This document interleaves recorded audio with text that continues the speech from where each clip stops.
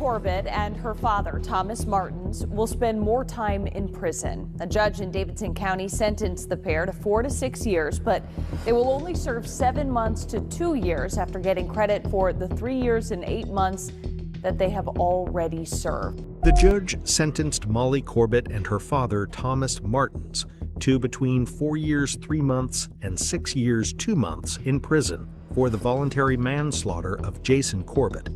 With credit for the 3 years and 8 months they had already served, the minimum time remaining was 7 months.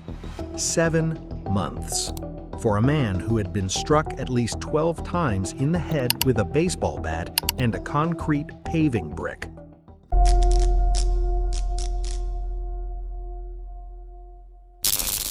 It was 3 o'clock in the morning on August 2nd, 2015, in the Meadowlands, a quiet, upscale golf community in Wahlberg, Davidson County, North Carolina. The kind of neighborhood where the lawns are trimmed, the porch lights stay on, and nobody expects a phone call like that. Inside a house on Panther Creek Court, a 39-year-old man from Limerick, Ireland, had gone to bed that night, in the home he had built for his children, the home he had spent every dollar he had to buy, in a country he had moved to for love. He would not wake up. And the man on that 911 call, calm, composed, already framing his words with the precision of someone who had spent 31 years in the FBI, was his father-in-law. Jason Patrick Corbett was born in 1976 in Janesborough, Limerick, Ireland, into a large and close Irish family. He grew up with a twin brother named Wayne and a sister named Tracy. Wayne Corbett later described his brother with one sentence that tells you everything. You would hear Jason before you see him. He was loud in the best way. He was warm. He was entirely without ego. The kind of man who filled a room not with noise, but with presence. Someone who made things feel lighter just by showing up. The family spent summers at Spanish Point in County Clare, fishing, swimming, just being together. Jason would later talk about returning there one day, opening a small pizza restaurant on the water. That was his version of a dream. Not complicated, just home. He worked for a packaging company in Limerick. He was good at it and cared about it. He met a woman named Margaret Fitzpatrick Maggs, to everyone who loved her, and when she walked into his life, his sister Tracy said, he became a different person. Softer, more settled, more himself. They married when Jason was 27. Their son Jack was born in 2004. Their daughter Sarah arrived in September 2006. Tracy Lynch, Jason's sister, later told CBS that the two of them would say their family was complete. They had their little prince and princess. In November 2006, when Sarah was just 11 weeks old, Maggs had an asthma attack at home.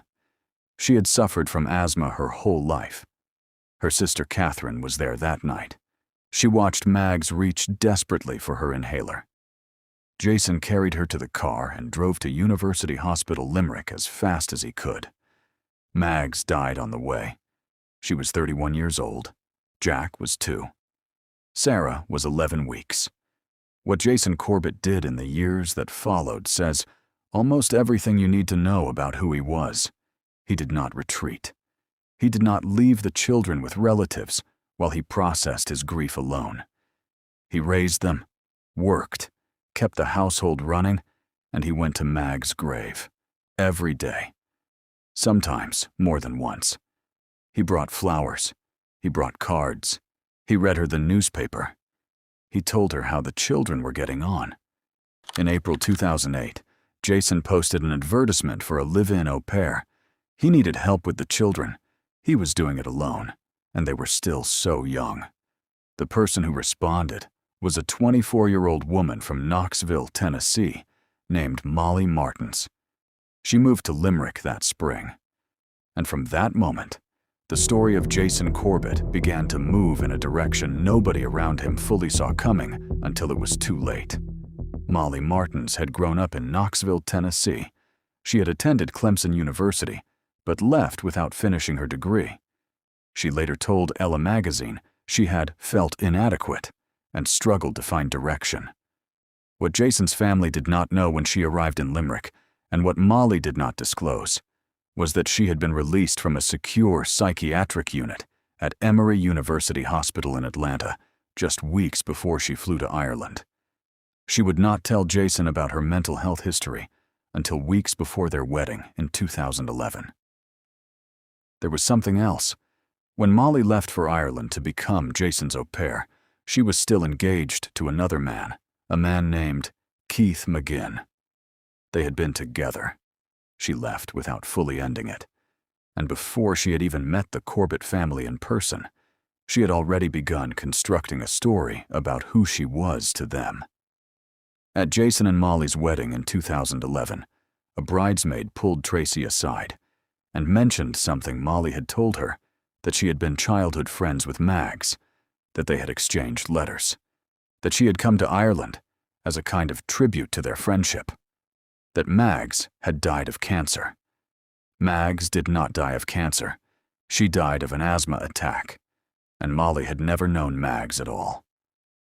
Tracy Lynch later said, "What really set alarm bells ringing for me was when one of the bridesmaids told us Molly had said she had been friends with Mags before she died of cancer."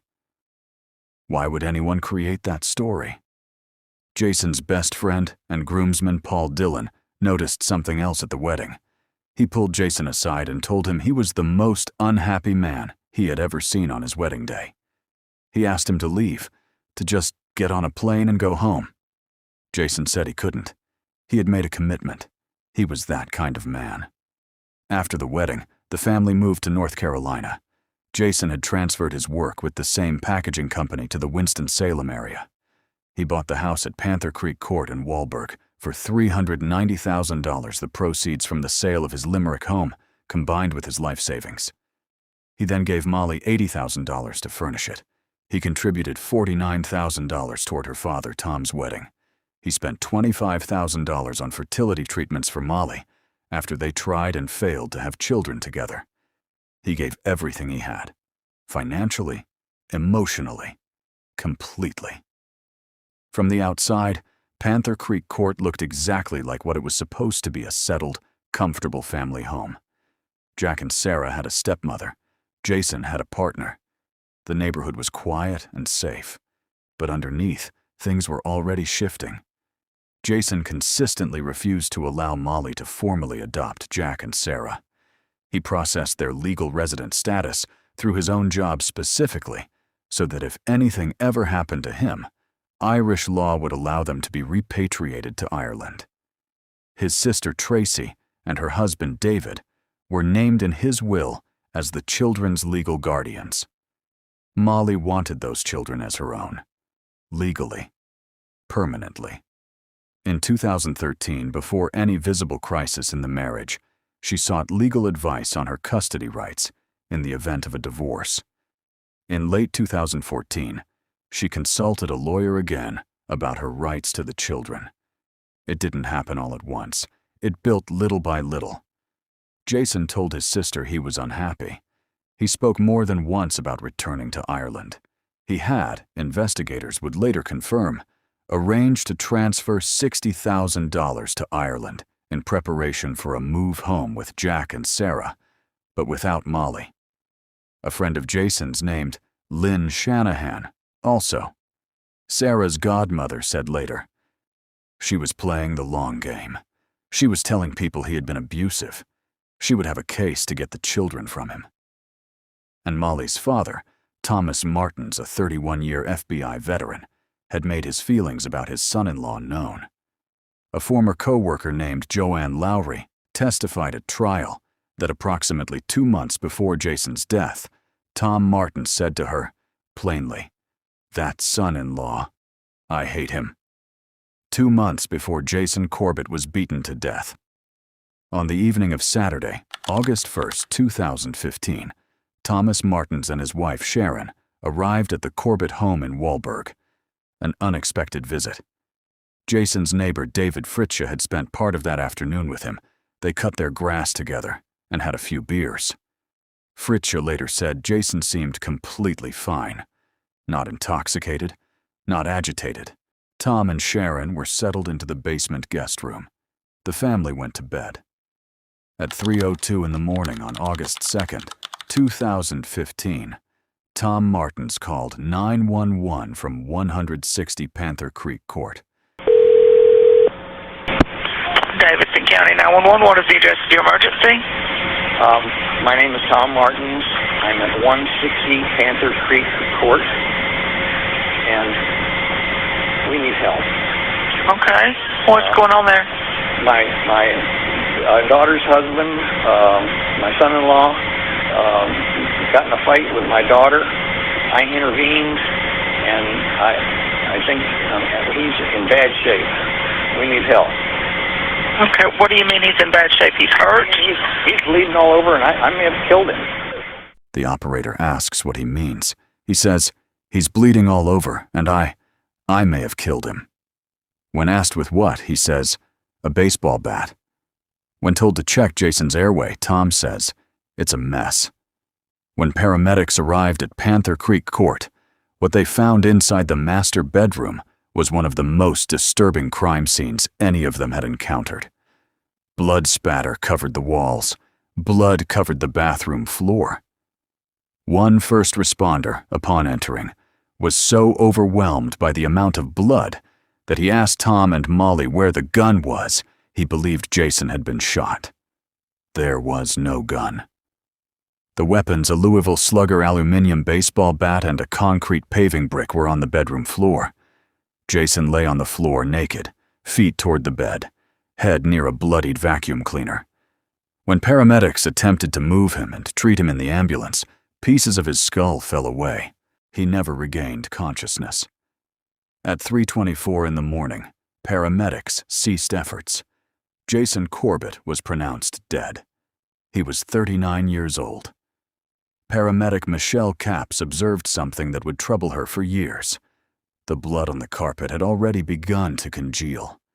Jason's body was cold to the touch in a way that was inconsistent with someone who had died just minutes before the call was made. She later told the trial judge in private testimony, the jury was not permitted to hear that she believed Tom and Molly had been performing CPR for show. When investigators photographed Tom and Molly at the sheriff's office in the hours that followed, neither had visible injuries consistent with a sustained violent struggle against a larger man. Tom had no marks at all. Molly had a slight redness on her left neck, a light redness in investigators' words. A prosecutor would later ask the jury directly, "You cannot be in a Donnybrook with a man bigger and stronger than you and not have a mark on you. It is simply not possible." Meanwhile, in those first hours, Tom Martins sat cross-legged in an interview room at the Davidson County Sheriff's Office, a cup of strong black coffee in his hand, and thanked the officers.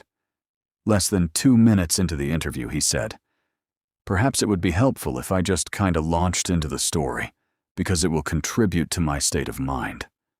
Not grief, not shock, state of mind.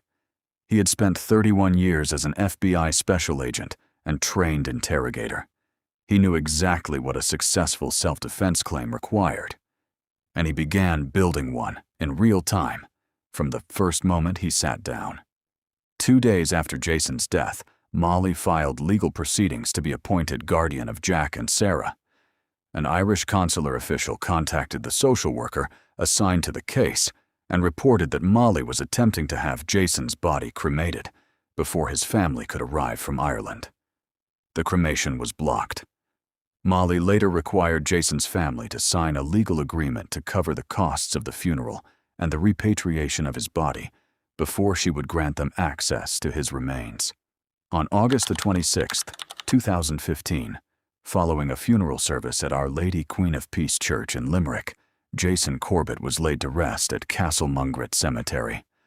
Beside Mags, the way it should have been all along, Lieutenant Wanda Thompson of the Davidson County Sheriff's Office led the homicide investigation.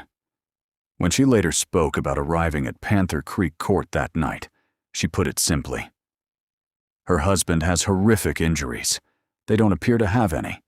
They have a right to defend themselves. But are they the victim, or is he the victim? The forensic picture that emerged made the self-defense account increasingly difficult to support. Dr. Craig Nelson, associate pathologist for the North Carolina Chief Medical Examiner's Office, performed the post-mortem examination on Jason Corbett. He testified that Jason had been struck in the head at least 12 times. His skull was so badly fractured that the precise number of blows could not be determined. The damage was simply beyond counting. 12 was the minimum. Blood spatter expert Dr. Stuart James testified that spatter evidence on the walls indicated Jason was struck multiple times as he was falling to the ground. The direction of blood spatter found on the inside hem of Thomas Martin's boxer shorts indicated that Jason's head was on the floor when at least some of those blows were struck, meaning Tom was standing over him, still swinging, after Jason could no longer have posed any threat. 12 blows minimum, some of them after he was already down. Co-worker Joanne Lowry's testimony placed Tom Martin's state of mind on record his documented contempt for Jason in the months leading up to August 2015. The baseball bat, investigators noted, was one Tom had brought to the house as a so-called gift for Jack. It was found with blood and human hair on it. Investigators also uncovered the timeline of Molly's legal consultations, 2013, 2014. The custody inquiries she had been making quietly, years before Jason had told anyone he was planning to return to Ireland. The prosecution would argue this was not a reactive crime. It was a premeditated one. In January 2016, 5 months after Jason's death, Molly Corbett and Thomas Martins were charged with second-degree murder. Meanwhile, Judge Brian Shipwash had dismissed Molly's custody claim on August 20th, 2015, 18 days after Jason's death. He awarded guardianship to Tracy Lynch. He later said Molly had shown what he described as a deranged entitlement to children who were not hers, that he was fearful she might harm them, and that his primary concern was getting them back to Ireland as quickly as possible. Jack and Sarah cried. They begged to stay with Molly. She was the only mother they had ever really known. Tracy held them, put them on a commercial flight, and brought them home to Limerick. Back in Ireland, with time and counseling, the children would recant every word they had told those social workers. They had not seen their father abuse Molly. They had been told what to say. The trial of Molly Corbett and Thomas Martins began on July 17, 2017, at Davidson County Superior Court in Lexington, North Carolina. Judge David Lee presided. Both defendants entered pleas of not guilty, claiming self-defense. Prosecutors Alan Martin and Greg Brown laid out the case methodically. 3 motives, all documented. Molly stood to inherit the $390,000 home and its contents. She was the named beneficiary of Jason's $600,000 life insurance policy.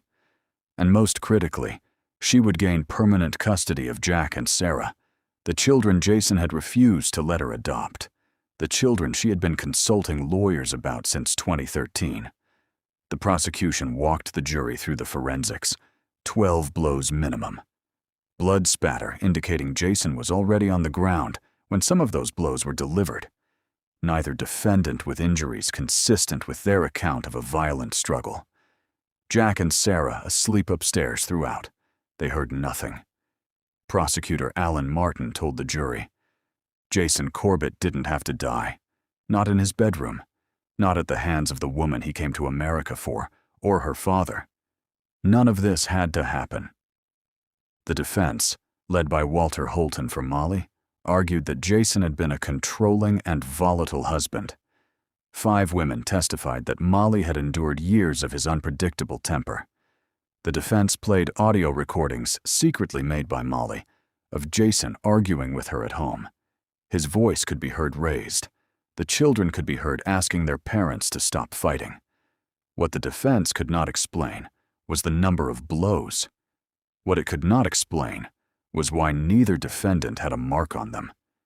What it could not explain was why Jason's body was cold and his blood congealed when paramedics arrived, something no one on either side of that courtroom ever fully addressed. Molly Corbett chose not to testify. She exercised her right to silence and did not take the stand. A juror later described her behavior throughout the trial. Molly cried when evidence involving the children was presented. She showed no visible emotion when photographs of Jason's dead body were shown to the court.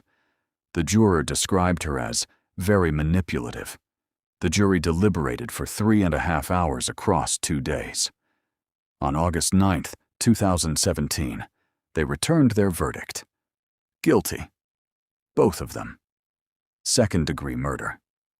Judge David Lee sentenced each of them to between 20 and 25 years in prison. In Ireland, the country had followed the trial with an intensity that is difficult to overstate. When the verdict came through, it made front pages from Dublin to Limerick. Jason's family held each other outside the courthouse. It should have ended there. It didn't. In February 2020, the North Carolina Court of Appeals overturned both convictions by a 2-to-1 vote. The grounds: the trial judge had improperly excluded the children's statements, the ones Jack and Sarah had given to social workers during the 15 days they spent with Molly after Jason's death. Statements the children had since recanted. Statements they said had been coached. Prosecutors appealed. In March 2021, the North Carolina Supreme Court voted 4-3 to uphold the Court of Appeals. A new trial was ordered. Molly and Tom were released on bond and returned to Tennessee. The retrial was moved to Forsyth County due to the weight of media coverage Davidson County had already absorbed. A strict gag order was imposed. Then, on October 30, 2023, both defendants accepted plea deals. Thomas Martins pleaded guilty to voluntary manslaughter. Molly Corbett entered a no-contest plea to the same charge. She refused to say the word guilty. She refused. At the sentencing hearing in November 2023, Judge David Hall sentenced each of them to a minimum of 4 years and 3 months, maximum 6 years and 2 months. With 3 years and 8 months already served, the remaining time was between 7 months and 2 years. Hall said he did not understand why Tom or Sharon Martins had not called 911 before things escalated to the point of a man being beaten to death. He noted that neither Molly nor Tom had appeared particularly disheveled after what they claimed was a life-or-death struggle. He said the case was full of holes and that he did not know the full truth. Molly Martins Corbett and Thomas Martins were released from prison in June 2024. By June 2025, both had completed their parole. Molly is now reportedly living in Knoxville, Tennessee, the city she came from before she ever heard the name Jason Corbett. At the 2023 sentencing hearing, Jack, then 19 years old, delivered a victim impact statement. He told the judge not to be fooled. He called Molly a monster who had abused him and weaponized his childhood statements to help her escape accountability for killing his father. He said, "I never saw Dad lay hands on Molly." Sarah, then 17, described years of therapy she had needed because her words as a child words, she now says she was told to say, were used in a courtroom to defend the people who killed her father. She said Molly had shown no remorse. She said Molly removed her wedding ring almost immediately after Jason died. She said Molly told her, in the days after her father's death, to stop crying and get over it. Those interviews are out there, but I lied in those interviews, and I'll always have to live with that. But Molly had gotten into our ears at such a young age. Molly started telling me that my dad killed my birth mom when I was 6 years old. She told me my dad was a bad man. Molly also taught me that vomiting was okay, to keep myself skinny for swimming when I was 6, and that shoplifting was okay. So I believe that Molly had a very troubling relationship with the truth, and that was also put into evidence and in courtrooms. In February 2025, Sarah Corbett Lynch, she and Jack now carry their Aunt Tracy's surname, alongside their fathers, published a memoir. It is called A Time for Truth: My Father Jason and My Search for Justice and Healing. She wrote it so people would understand who Jason was, not just how he died. She also wrote a children's book about grief called Noodle Loses Dad. She told VIP magazine, "He always put Jack and me first. I know it sounds weird, but I always feel like my dad died for us. If he had lived, our lives would have been extremely different. I wish he had lived, but his care for Jack and I shaped where I am today." And that raises a quiet but difficult question. What kind of system allows children to watch their father's killers walk free after 4 years? What kind of system takes the coached words of an 8-year-old girl, words she has since disowned, words she says she was given, and uses them to overturn a murder conviction? These are not easy questions. The law is not simple. But the outcome is what it is, and Jason's family has had to live inside it for a decade. Jason is buried at Castle Mungret Cemetery in Limerick, beside Mags, in the city where his life began. Their shared headstone carries a wedding photograph. Jack and Sarah chose it. If this moved you in any way, feel free to leave a comment. It genuinely helps more than you know. And if you're not subscribed yet, this might be a good time. There are always more stories like this, stories that deserve to be told properly.